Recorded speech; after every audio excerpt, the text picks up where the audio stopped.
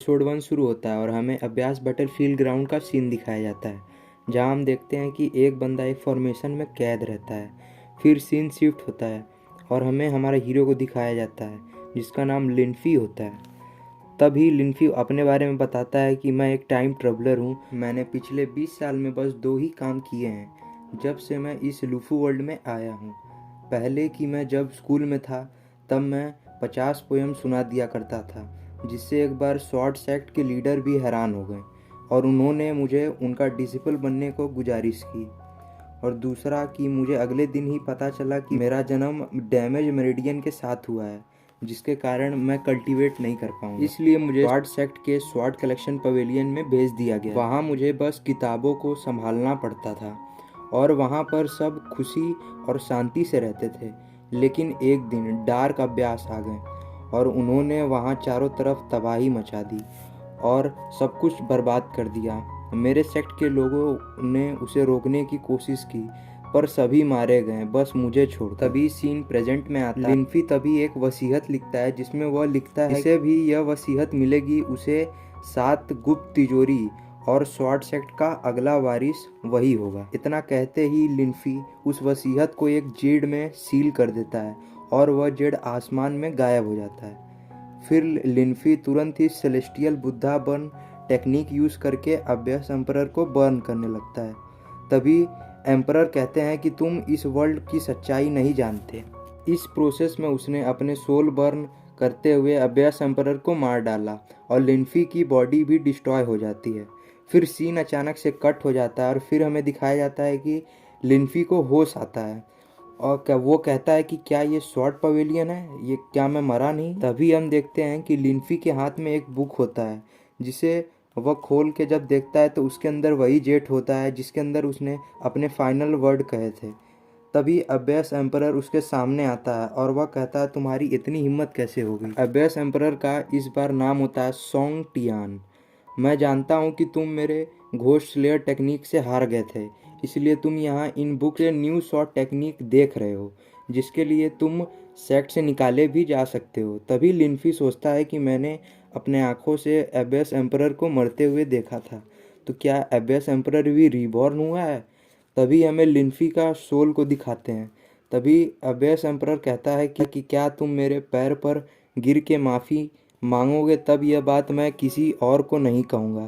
तभी लिन्फी कहता है सोंग टियान का फेस ही बस एबेस एम्परर से मिलता है और कुछ नहीं।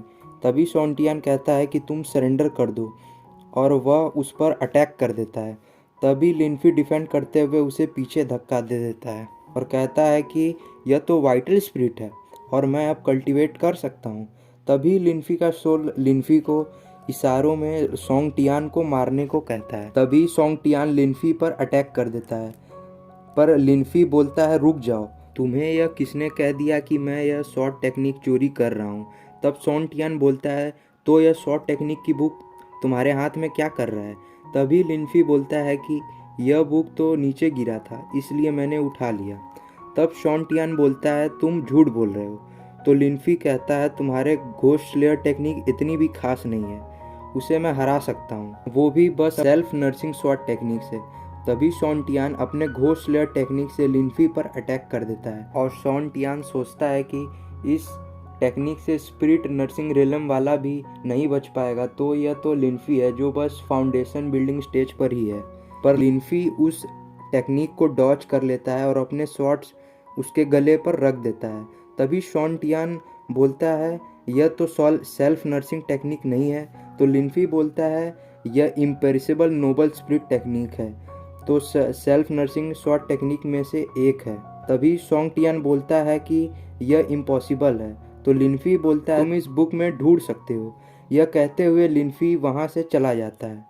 फिर हमें युआन पीक का सीन दिखाया जाता है, जहाँ लिन्फी रहता है। जहाँ लिन्फी उस सोल से पूछता है कि क्या यह बॉडी तुम्हारी है, तो वह सोल बोलता है हाँ।